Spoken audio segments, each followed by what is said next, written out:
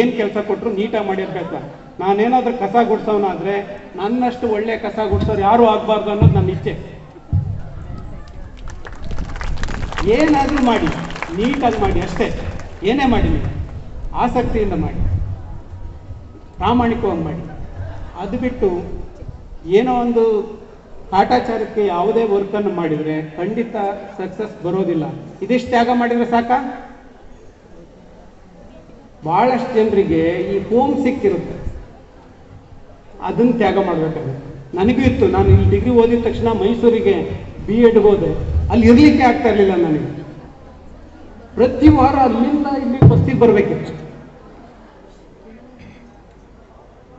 Home ಸಿಕ್ ತ್ಯಾಗ ಮಾಡಲೇಬೇಕು. ಮನೆ ಬಿಡೋದಕ್ಕೆ ತಯಾರಾಗಬೇಕಾಗುತ್ತೆ. ಇದನ್ನು ಮನಸ್ಸಿನಲ್ಲಿ ತಯಾರಾಗಿರಿ. ನೀವು ಡಿಗ್ರಿ ಫೈನಲ್ ಇಯರ್ ಇರೋರು ಮುಂದಿನ ವರ್ಷ ಮನೆ ಬಿಡಬೇಕು. ಭಾಳಷ್ಟು ಜನ ಮನೆ ಬಿಟ್ಟ ಮೇಲೆ ಇಲ್ಲೇ ಇದ್ದಾರೆ. ರಾಜಶೇಖರ್ ಗೌಡ ಇದ್ದಾರೆ ನಮ್ಮ ಜೊತೆ ಮಾಸ್ಟರ್ ಡಿಗ್ರಿಗೆ ಶಂಕರಘಟ್ಟಕ್ಕೆ ಬಂದಿದ್ರು.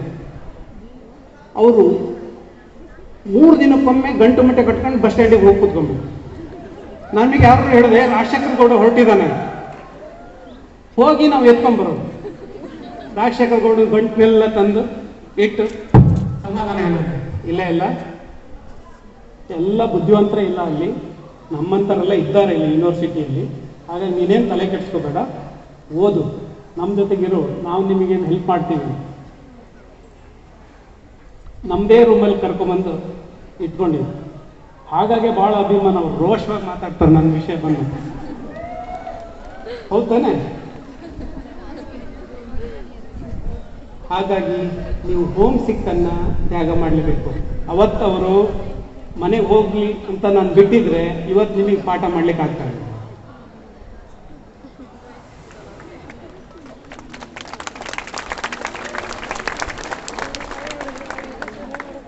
ಕೊನೆಯದಾಗಿ ಬಹಳಷ್ಟು ಹೆಣ್ಮಕ್ಳೇ ಇದ್ದೇವೆ. ಹೆಣ್ಮಕ್ಳು ನಾವು ನೋಡಿದಾಗೆ ಎಲ್ಲ ರಿಸಲ್ಟಲ್ಲೂ ಹೆಣ್ಮಕ್ಳೇ ಫಸ್ಟ್. ಹೌದು ತಾನೆ? SSLC ರಿಸಲ್ಟ್ ಬಂತು, ಹೆಣ್ಣು ಮಕ್ಕಳು ಮೇಲಿದೆ. PUC ರಿಸಲ್ಟ್ ಬಂತು, ಹೆಣ್ಣು ಮಕ್ಕಳ ಮೇಲಿದೆ. CET ರಿಸಲ್ಟ್ ಬಂತು, ಹೆಣ್ಣು ಮಕ್ಕಳ ಮೇಲಿದೆ. ಆದರೆ ಮಹಿಳೆಯರಿಗೆ ಮೀಸಲಿಟ್ಟ ಸ್ಥಾನಗಳನ್ನು ಬಿಟ್ಟು ಉಳಿದ ಸ್ಥಾನಗಳನ್ನ ತಗೊಳ್ಳೋರ ಸಂಖ್ಯೆ ಕಡಿಮೆ. ಈಗ 250 ಜನರ ಸೆಲೆಕ್ಷನ್ ಲಿಸ್ಟ್ ಬಂತು ಅಂದರೆ ಜನರಲ್ ಮೆರಿಟಲ್ಲಿ ಎಲ್ಲ ಸೀಟುಗಳು ನಿಮ್ಮದೇ ಆಗಬೇಕು, ಆಗೋದಿಲ್ಲ. ಎಲ್ಲಿ ಎಡುತ್ತೀವಿ ಅಂತ ಗೊತ್ತಿಲ್ಲ. ಅಲ್ಲಿ ವುಮೆನ್ಸ್ಗೆ ಏನು ರಿಸರ್ವೇಷನ್ ಇರ್ತದೆ ಅದು ಮಾತ್ರ ಹೆಣ್ಮಕ್ಳಿಗೆ ಸಿಗ್ತದೆ. ಜನರಲ್ ಮೆರಿಟಲ್ಲಿ ಕೆಲವು ಬೆರಳೆಣಿಕೆ ಅಷ್ಟು ಜನ ಮಾತ್ರ ಇರ್ತಾರೆ. ಆದರೆ PUCಯಲ್ಲಿ SLCಯಲ್ಲಿ ಬೇರೆ ಎಲ್ಲ ಎಕ್ಸಾಮ್ನಲ್ಲಿ ಫಸ್ಟ್ ಬರುವಂಥವರು ಎಂಪ್ಲಾಯ್ಮೆಂಟ್ ವಿಷಯದಲ್ಲಿ ಬಂದಾಗ ಇರೋದಿಲ್ಲ. ಇಡೀ ಲಿಸ್ಟನ್ನು ಹುಡುಕಿದ್ರೆ 200 ಜನಕ್ಕೆ ಮಹಿಳೆಯರಿಗೆ ಎಷ್ಟು % ಮೀಸಲಿರಬೇಕೋ ಅಷ್ಟು ಸ್ಥಾನಗಳು ಬಿಟ್ಟು 1-2% ಸಹ ಹೆಚ್ಚು ಇರೋದಿಲ್ಲ. ಇದು ಯಾಕೆ ಅಂತ ನನಗೆ ಗೊತ್ತಿಲ್ಲ. ನಿಮಗೇನಾದ್ರು ಗೊತ್ತಾ? ಇದನ್ನ ನಾವು ಚಿಂತನೆ ಮಾಡಬೇಕಾಗಿದೆ. ಮಿನಿಮಮ್ 50% ಆದರೂ ಆ ಲಿಸ್ಟಲ್ಲಿ ಇರಲೇಬೇಕು. ಯಾಕೆಂದರೆ ನಾವು 50% ತಾನೇ, ನೀವು 50% ತಾನೇ. ಯಾವುದೇ ಪಟ್ಟಿ ಬರಲಿ 50% ಆದರೂ ಇರಲೇಬೇಕು. ಹಾಗಾಗಿ ಈಗ ನಿಮ್ಮೆಲ್ಲರಿಗೂ ಸಹ ಸರ್ಕಾರ ಒಂದಿಷ್ಟು ಯೋಜನೆಗಳನ್ನು ಕೊಟ್ಟಿದೆ. ನನಗೆ ಬಸ್ ಚಾರ್ಜ್ ದುಡ್ಡಿಲ್ಲದೆ ಎಲ್ಲ ಕ್ಲಾಸನ್ನು ಕೇಳಿಲ್ಲ ನಾನು, ಆದರೆ ನಿಮಗೆಲ್ಲ ಫ್ರೀಯಾಗಿ ಸರ್ಕಾರ ಇಲ್ಲಿವರೆಗೂ ಕರ್ಕೊಂಡ್ಬಂದ್ಬಿಡ್ತಾರೆ. ಹೌದು ತಾನೆ? ಇಲ್ವಾ? ಇದೆಯಾ ಇಲ್ವಾ? ಇದೆ.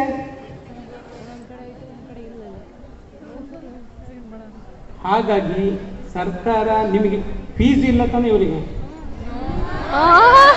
ಫೀಸ್ ಇದೆಯಾ? ಈಗ ಏನು ಫೀಸ್ ಕೊಟ್ಟಿದ್ರೋ ಅದನ್ನ ಸರ್ಕಾರ ವಾಪಸ್ ಕೊಡುತ್ತೆ. ಈಗಾಗಲೇ ಮಾನ್ಯ ಮುಖ್ಯಮಂತ್ರಿಗಳ ಹತ್ರ ಪ್ರಸ್ತಾವನೆ ನೀಟ್ಟಿದ್ದೇವೆ, ಹೆಣ್ಮಕ್ಳ ಹತ್ರ ಫೀಸೇ ಕಟ್ಸ್ಕೋಬಾರ್ದು ಅಂತ. ಇಸ್ಕೊಂಡು ವಾಪಸ್ ಕೊಡೋದಕ್ಕಿಂತ ಕೊಡಬಾರ್ದು ಅಂತ ನಿಮ್ಮ ಪ್ರಸ್ತಾವನೆಯನ್ನು ಇಟ್ಟಿದ್ದೇವೆ. ನಿಮಗೂ ಸಹ ಫೀಸ್ ಮಾಡಬಾರ್ದು ಅಂತ.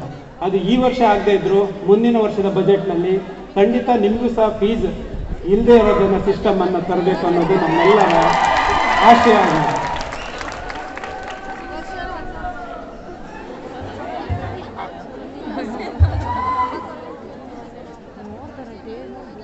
ಯಾರಿಗಪ್ಪ ಅಷ್ಟೊಂದು ಸಂತೋಷ ಆಯ್ತು?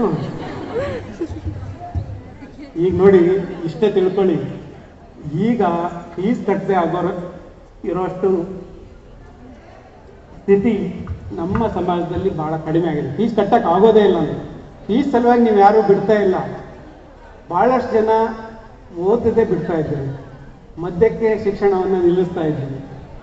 ಹಾಗಾಗಿ ನಿಮಗೆ ಬರೀ ಹೆಣ್ಮಕ್ಳಿಗೆ ಮಾತ್ರ ಹೇಳ್ತಾರೆ ಅಂತ ಅನ್ಕೋಬೇಡಿ. ನೀವು ಸಾಧನೆಯನ್ನು ಮಾಡಬೇಕು. ನಿಮ್ಮ ಸ್ಥಿತಿಯಲ್ಲೇ ಇದ್ದಂಥವ್ರೊಬ್ರು ಆಯುಕ್ತರಾಗಿ ಬಂದು ಕೂತಿದ್ದಾರೆ ತಿಳ್ಕೊಳ್ಳಿ. ನಿಮ್ಮ ಹಾಗೆಯೇ ಕನ್ನಡ ಮೀಡಿಯಮಲ್ಲೇ ಓದಿದ್ದೇನೆ, ನಿಮ್ಮ ಹಾಗೆ ಬಡತನದಲ್ಲೇ ಬಂದಿದ್ದೇನೆ, ನಿಮ್ಮ ಹಾಗೆ ಏನು ಹೊಲ ಗದ್ದೆ ಕೆಲಸ ಮಾಡಿದ್ದೇನೆ. ಈಗಲೂ ಅಷ್ಟೇ ನನಗೆ ಹೇಳ್ತಾರೆ, ಜಿಮ್ ಇಲ್ಲ, ಹೊಳೆಯಿಂದ 2 ಕೊಡ್ಪಾನ ದೊಡ್ಡ ಕೊಡ್ಪಾನದಲ್ಲಿ ನೀರು ಎತ್ಕೊ ಬಂದು ತಂದು ಹಾಕಿ ತರಕಾರಿ ಬೆಳೆದು ನಮಗಾಗಷ್ಟು ತಿಂದು ಮಾರ್ತಾ ಇದ್ದಂಥದ್ದು. ಈಗ ನಮ್ಮ ಮನೆಯಲ್ಲಿ 15 ಬೋರ್ವೆಲ್ಗಳಿವೆ, ಒಂದು ತರಕಾರಿ ಬೆಳೆಯೋರಿಲ್ಲ. ಆವಾಗ ಹೊಳೆಯಿಂದ ನೀರು ಎತ್ಕೊ ಬಂದು ಹಾಕಿ ಮಾಡ್ತೀನಿ. ಒಂದು ಮಾತನ್ನು ಹೇಳ್ತೀನಿ, ಈಗಲೂ ಸಹ ನನಗೆ ಬೇಕಾದ ತರಕಾರಿಯನ್ನ ನಾನೇ ಬೆಳ್ಕೊತೇನೆ, ಇನ್ಕ್ಲೂಡಿಂಗ್ ಜಿಲ್ಲಾಧಿಕಾರಿ ಇದ್ದಂಥ ಸಂದರ್ಭದಲ್ಲೂ ಸಹ.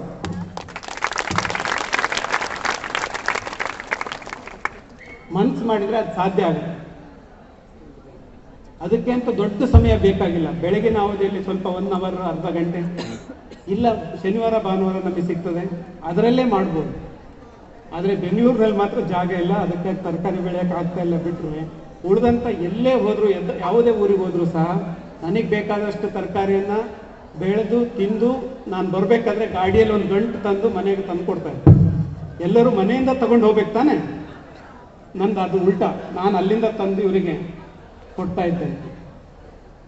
ಹಾಗಾಗಿ ಹುಡುಗರು ನೀವು ಮನಸ್ಸು ಮಾಡಿದರೆ ಸಾಧನೆಯನ್ನು ಮಾಡಲಿಕ್ಕೆ ಸಾಧ್ಯ ಇದೆ. ಆದರೆ ನೀವು ತ್ಯಾಗ ಮಾಡಬೇಕು ಅಂತ ಹೇಳಿದ್ನಲ್ಲ, ಅವೆಲ್ಲ ತ್ಯಾಗಗಳನ್ನು ಮಾಡಲಿಕ್ಕೆ ರೆಡಿ ಇರಬೇಕು. ಇಲ್ಲ ಅಂತಂದರೆ ಖಂಡಿತ ಸಾಧನೆಯ ಹತ್ತಿರನೂ ಬರೋಕ್ಕಾಗೋದಿಲ್ಲ. ತಿಳ್ಕೊಂಬಿಟ್ಟು ಸಾಧನೆಯ ಹತ್ತಿರನೂ ಬರಲಿಕ್ಕಾಗೋದಿಲ್ಲ. ಆಮೇಲೆ ಒಮ್ಮೆ ಅವಕಾಶ ಬಂತು ಅಂತಂದ್ರೆ ಮತ್ತೆ ಪುನಃ ಬರ್ತದೆ ಅಂತ ಅನ್ಕೋಬೇಡಿ. ಕೊನೆಯದಾಗಿ ನಿಮ್ಮನ್ನೆಲ್ಲ ಹೇಗೆ ಗುರುಸ್ತಾರೆ? ನಿಮಗೆ ಊರಿನಲ್ಲಿ ಏನಂತ ಹೇಳ್ತಾರೆ? ಅಮ್ಮ ಏನು ಹೇಳ್ತಾರೆ ನಿಮಗೆ? ನೀವು ಏನಂತ ಹೇಳ್ತಾರೆ? ಹಾ, ಯಾರ ಮಗಳು ಅಂತ ಹೇಳ್ತಾರೆ ನಿಮಗೆ? ಹಾ, ಏನು ಹೆಸರು? ಹಾ, ಇವ್ರನ್ನ ಸಿರಾಜುದ್ದೀನ್ ಮಗಳು ಅಂತ ಕರೀತಾರೆ. ಅವ್ರನ್ನ ಯಾರೋ ಬಂಗಾರಪ್ಪನ ಮಗಳು ಅಂತ ಕರೀತಾರೆ. ಇನ್ನೊಬ್ಬರನ್ನ ಗಣಪತಪ್ಪನ ಮಗಳು ಅಂತ ಕರೀತಾರೆ. ಆದರೆ ಇಡೀ ರಾಜ್ಯದಲ್ಲಿ ಇವತ್ತು ಜಗದೀಶ್ ಅವರ ಅಪ್ಪ ಗಣಪತಪ್ಪ ಅಂತ ಹೇಳ್ತಾರೆ. ಏನು? ಜಗದೀಶ್ ಅವರ ಅಪ್ಪ ಗಣಪತಪ್ಪ ಅಂತ ಹೇಳ್ತಾರೆ. ಮೊದಲು ನನ್ನನ್ನು ಗಣಪತಪ್ಪನ ಮಗ ಅಂತ ಗುರುಸ್ತಿದ್ರು. ಈಗ ನನ್ನ ಹೆಸರು ಮೇಲೆ ತಂದೆ ತಾಯಿಗಳನ್ನ ಗುರುತಿಸುವಂತೆ ಮಾಡಿದ್ದೇನೆ. ನಿಮ್ಮೆಲ್ಲರ ಸಾಧನೆ ಹಾಗಿರ್ಬೇಕು. ಸಾಧನೆ ಮಾಡಿದರೆ ಖಂಡಿತ ನಿಮ್ಮ ತಂದೆ ತಾಯಿ ಹೆಸರನ್ನ ಆಮೇಲೆ ಹಾಕುವಂತೆ ಆಗಬೇಕು. ಈಗೆಲ್ಲರೂ ಅಷ್ಟೇ ನಮ್ಮ ಊರಿಗೆ ಹೋದ್ರು ಗಣಪತಣ್ಣನ ಮಗ ಅಂತ ಹೇಳೋದಿಲ್ಲ. ನಮ್ಮ ಅಪ್ಪನ ಪರಿಚಯ ಮಾಡ್ತಿದ್ರೆ ಜಗದೀಶ್ ಅವ್ರ ಅಪ್ಪ ಅಂತಾನೆ ಪರಿಚಯ ಮಾಡಿದ್ರು. ಯಾವಾಗಲೂ ಅಷ್ಟೇ ಸಾಧನೆ ನಮ್ಮ ಹೆಸರಿನಿಂದ. ಈಗ ಉದಾಹರಣೆಗೆ ನನ್ನ ಸ್ನೇಹಿತರು ಅಂತ ಹೇಳ್ಕೊಳ್ಳಿಕ್ಕೆ ಇಷ್ಟು ಜನ ಇಲ್ಲ. ನಮ್ಮ ಬಸವರಾಜ್ ಎಲ್ಲ ಹೋದ, ಅವ್ನು ಹೇಳ್ತಿದ್ದ, ಅವ್ರು ಕಲಿಗೆ ಹೋಗ್ತಿದ್ದಾರೆ, ನನಗೆ ಪರಿಚಯನೇ ಇಲ್ಲ. ಆದರೆ ಅವ್ರು ಹೆಮ್ಮೆಯಿಂದ ಹೇಳ್ಕೊತಿದ್ರು ಜಗದೀಶ್ ನನ್ನ ಫ್ರೆಂಡು ಅಂತ. ಆದರೆ ಇವು ಭಾಳ ಕ್ಲೋಸ್ ಫ್ರೆಂಡು, ಸುಮ್ಮನೆ ಕೂತಿದ್ದ.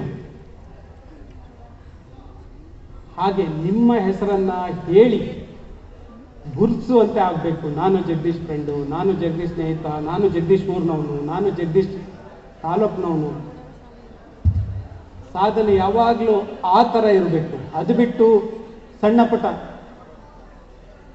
ಸಾಧನೆ ಹೇಗಿರಬೇಕು ಅಂದರೆ, ಕುವೆಂಪು ಅವರು ಒಂದು ಕಡೆ ಹೇಳಿದ್ದಾರೆ, ಕುವೆಂಪು ನಾಡಿನ ಹುಡುಗರು ತಾನೆ ನಾವು. ನಮ್ಮ ಸಾಧನೆ, ನಮ್ಮ ಶ್ರಮ, ಪರಿಶ್ರಮ ಒಣ ಹುಲ್ಲಿನ ಬೆಂಕಿ ಆಗಬಾರ್ದು ಅಂತ. ಒಣ ಹುಲ್ಲಿ ಬೆಂಕಿ ಹಾಕಿದ್ದು ನೋಡಿದ್ದೀರಾ ನೀವು? ನೋಡಿದ್ದೀರಾ? ಬೆಂಕಿ ಹಾಕಿದ್ರೆ ಏನಿರ್ತದೆ? 2 ನಿಮಿಷನೂ ಇರೋದಿಲ್ಲ. ಅವ್ರು ಹೇಳ್ತಾರೆ, ಕುವೆಂಪು ಅವರು, ನಮ್ಮ ಪರಿಶ್ರಮ ಅನ್ನೋದು ಒಣ ಹುಲ್ಲಿನ ಬೆಂಕಿ ಆಗಬಾರ್ದು. ಆದರೆ ಖಂಡಿತ ಈಗ ನನ್ನ ಮಗಳೇನಾರು IAS ಆಫೀಸರ್ ಆದರೆ ಅವಳಿಗೆ ಈ ಕಾಳಜಿ ಬರ್ಲಿಕ್ಕೆ ಸಾಧ್ಯನೇ ಇಲ್ಲ. ಅವಳಿಗೆ RTC ಅಂದ್ರೆ ಏನೂ ಗೊತ್ತಿಲ್ಲ, ಹಳ್ಳಿ ಅಂದ್ರೆ ಏನೂ ಗೊತ್ತಿಲ್ಲ, ರೈತ ಅಂದ್ರೆ ಏನೂ ಗೊತ್ತಿಲ್ಲ, ಬೆಳೆ. ಆ ಕಾರಣಕ್ಕಾಗಿ ನೀವೆಲ್ಲ ಸಿವಿಲ್ ಸರ್ವಿಸ್ಗೆ ಬರ್ಬೇಕಂತ ಹೇಳೋದು ನಾನು. ಈಗ ಕೈ ಎತ್ತಿ ನೋಡೋಣ, ಎಷ್ಟು ಜನ ಸಿವಿಲ್ ಸರ್ವಿಸ್ ಅಲ್ಲಿ ಪಾಸ್ ಮಾಡ್ತೀರಿ ಅಂತ? ಎಷ್ಟು ಜನ KS ಅಥವಾ IAS ಪರೀಕ್ಷೆ ಪಾಸ್ ಮಾಡ್ತಾರೆ ಅಂತ ಈಗ ಕೈ ಎತ್ತಿ ನೋಡಿ.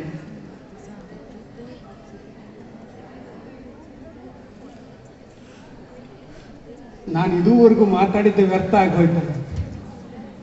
ಅದಕ್ಕಾಗಿ ಯಾವ್ದಾದ್ರು ಚಪ್ಪಾಳೆ ಹೊಡೆಯೋಕ್ಕೂ ಬರೋದಿಲ್ಲ ಅಂತ. ಈಗಲೂ ಕೈಯಲ್ಲಿ ಮೊಬೈಲ, ಒಂದು ಕೈಯಲ್ಲಿ ಕೈ ಎತ್ತಿ, ಒಂದು ಕೈಯಲ್ಲಿ ಮೊಬೈಲ್ ಇಟ್ಕೊಂಡು ಒಂದು ಕೈಯಲ್ಲಿ ಕೈ ಎತ್ತಿ ನೋಡುವ. ಎಷ್ಟು ಜನ ನೀವು ಮಾಡ್ತೀರಂತ ಕೈ ಎತ್ತಿ ನೋಡು.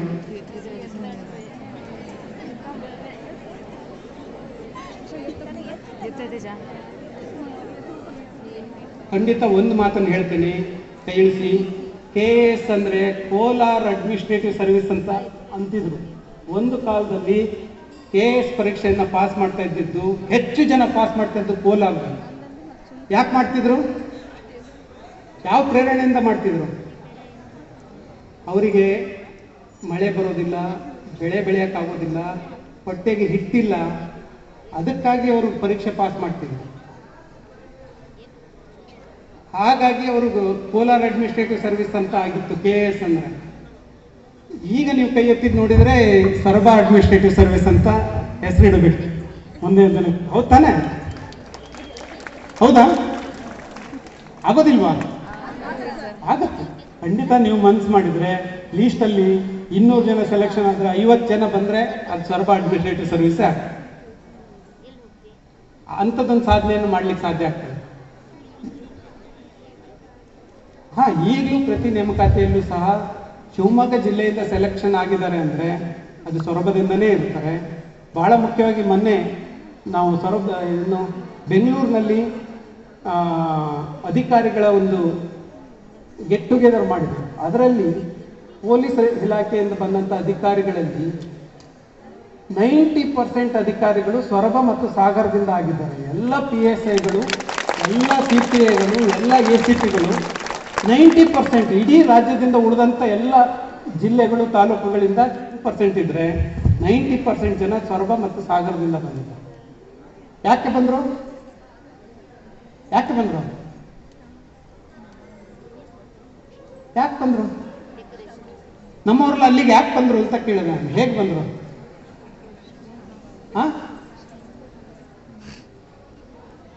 ಅದು ಗೊತ್ತಿಲ್ವಾ?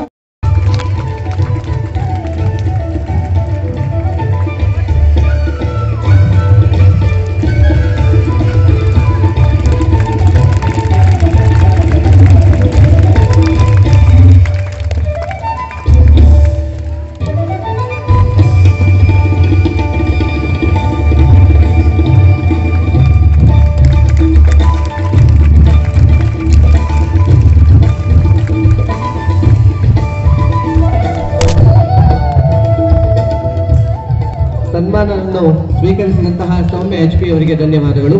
ಹೀಗೆಯೇ ತಮ್ಮ ಉನ್ನತ ಶಿಕ್ಷಣದಲ್ಲೂ ಕೂಡ ಸನ್ಮಾನವನ್ನ ಸ್ವೀಕರಿಸುವಂತಹ ರ್ಯಾಂಕ್ಗಳನ್ನು ಪಡೆಯಲಿ ಅಂತ ಆಶಿಸ್ತಾ, ವೇದಿಕೆಯಲ್ಲಿ ಉಪಸ್ಥಿತರಿರುವಂತಹ ಎಲ್ಲ ಗಣ್ಯರಿಗೆ ಸನ್ಮಾನವನ್ನ ಮಾಡೋದಕ್ಕೆ ಧನ್ಯವಾದಗಳನ್ನ ಸಲ್ಲಿಸ್ತಾ, ಕೇವಲ ವಿದ್ಯಾರ್ಥಿಗಳಷ್ಟೇ ಅಲ್ಲ, ನಮ್ಮ ಜೊತೆಗೆ ಕೆಲಸ ಮಾಡುವಂತಹ ಸಹೋದ್ಯೋಗಿಗಳು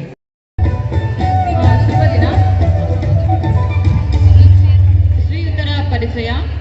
ಡಾಕ್ಟರ್ ಹೇಮಲತಾ ಎನ್, ಇವರ ತಂದೆ ಶ್ರೀ ನಾಗರಾಜ್ ಜಿ, ತಾಯಿ ಶ್ರೀಮತಿ ಶಾಂತ. ಇವರು ಪ್ರಾಥಮಿಕ ಮತ್ತು ತಮ್ಮ ಹೈಸ್ಕೂಲ್ ವಿದ್ಯಾಭ್ಯಾಸವನ್ನು ಸಾಗರದಲ್ಲೇ ಮುಗಿಸಿರುತ್ತಾರೆ. BSc LB college Sagar, B.Ed national college Shivamogga. 2002ರಲ್ಲಿ MSc ಫಿಸಿಕ್ಸ್ನಲ್ಲಿ first rank with 3 gold medal Kuvempu ವಿಶ್ವವಿದ್ಯಾನಿಲಯದಿಂದ ಪಡೆದಿರುತ್ತಾರೆ.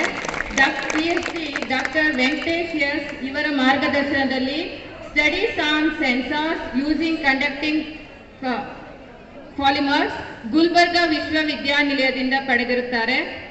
ಇವರು 2004ರಿಂದ 2009ರಲ್ಲಿ ಸರ್ಕಾರಿ ಪ್ರೌಢಶಾಲಾ ಸಹ ಶಿಕ್ಷಕಿಯಾಗಿ ಕರ್ತವ್ಯ ನಿರ್ವಹಿಸಿದ್ದಾರೆ.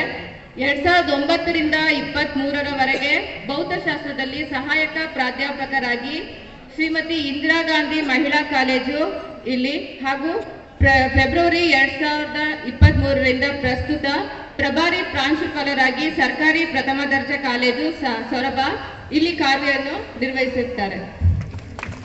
ಧನ್ಯವಾದಗಳು.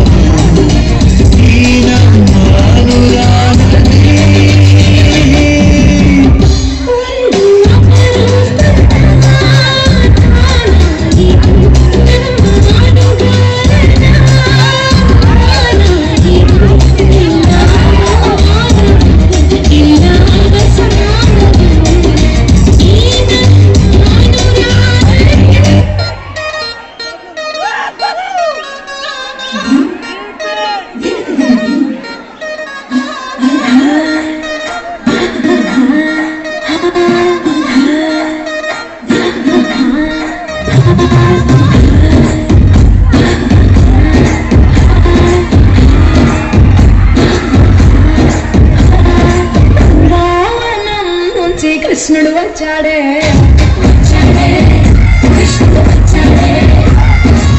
నా తీరాను ఉన్న రాధను చూశాడే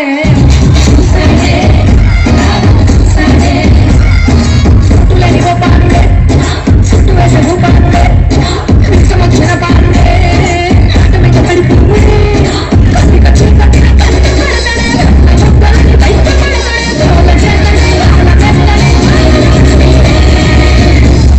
బృందావనం నుంచి కృష్ణుడు వచ్చాడే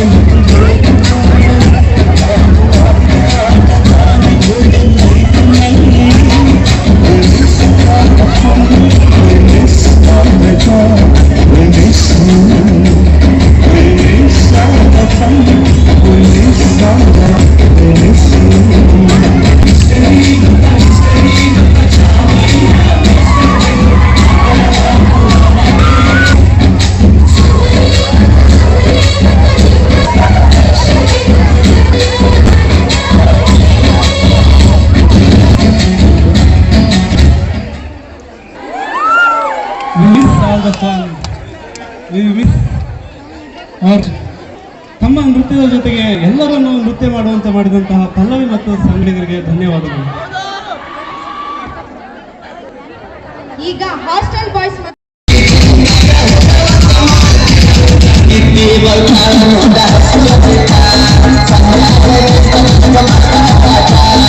ತ್ರಿಪುರ ಸುಂದರಿ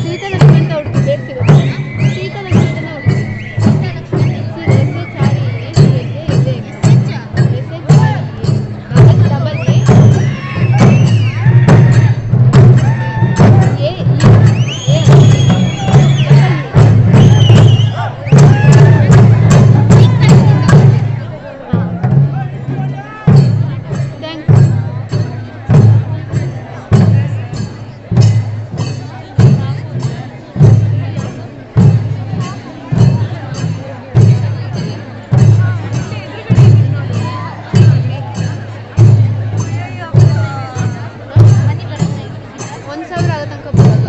1000 ಸಬ್ಸ್ಕ್ರೈಬ್ ಆಗುತ್ತೆ.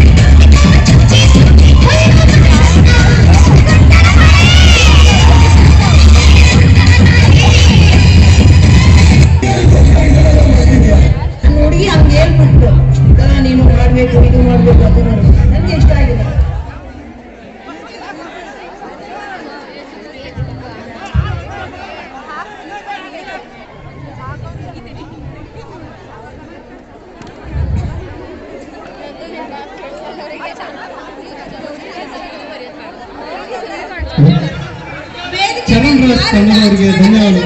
ಹಾಡೆಲ್ಲ ಪೂರ್ತಿ ಆಗಿಲ್ಲ, ಫುಲ್ ಹಾಕಿದ್ರೆ ಮೇಲೆ ಸ್ಟೇಜ್ ಹಿಡಿಯೋದು. ಬೇಗ ಬೇಗ ಸ್ಟಾಂಡ್ ಹಾಕಿ. ಕೆಳಗಡೆ ಇದ್ದು ಯಾರು ಸ್ಟೇಜ್ ಹತ್ತಬೇಡಿ, ಯಾಕಂತಂದ್ರೆ ಪ್ರಾಕ್ಟೀಸ್ ಮಾಡಿ ಬಂದು ಮಾಡೋದಿದ್ರೆ ಮಾಡಿ, ಇಲ್ಲ ಅಂದ್ರೆ ಬೇಡ. ನಮ್ಗೆ ಇಷ್ಟ ಆಗಿಲ್ಲ, ಬೇರೆ ಹುಡುಗಿ ಕಾಲೇಜ್ ಬಂದಿದ್ದೀನಿ, ಬೇರೆ ಹುಡುಗಿ ರೆಡಿ ಮಾಡ್ತೀನಿ ಅಷ್ಟೇ.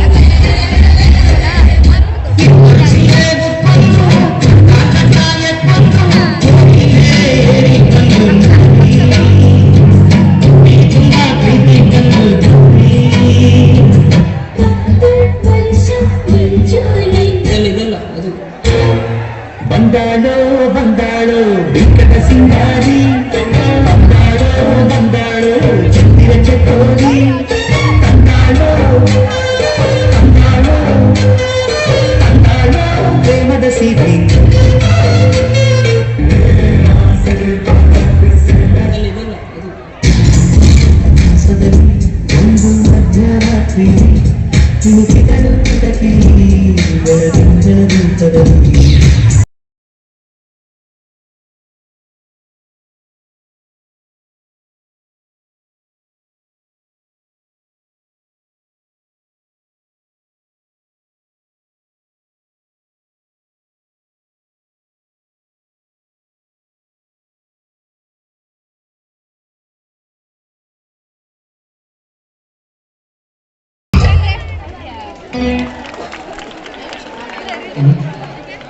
ಮನಮೋಹಕವಾಗಿ ಜೋಡಿ ನೃತ್ಯವನ್ನು ಮಾಡಿದಂತಹ ಸಮನ್ವಯ ತಂಡದವರಿಗೆ ಧನ್ಯವಾದಗಳು. ಈಗ 7 ಸ್ಟಾರ್ ಬಾಯ್ ಗೆದ್ದು ಕಂಡ್ಬಿಟ್ರೆ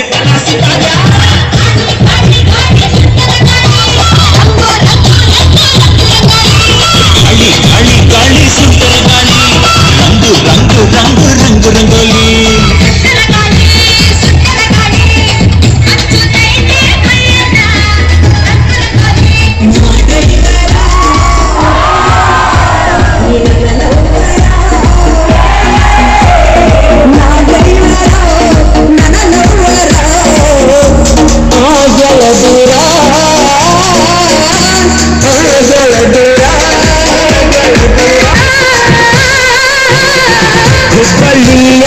शहरादाद काने काने निंथा बुगड़ी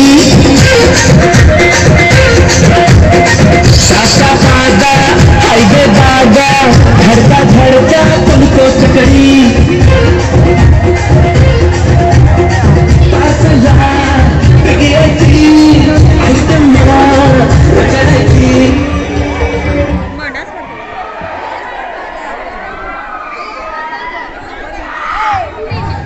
ರಶ್ಮಿ ತಂಡದವರಿಗೆ ಧನ್ಯವಾದ.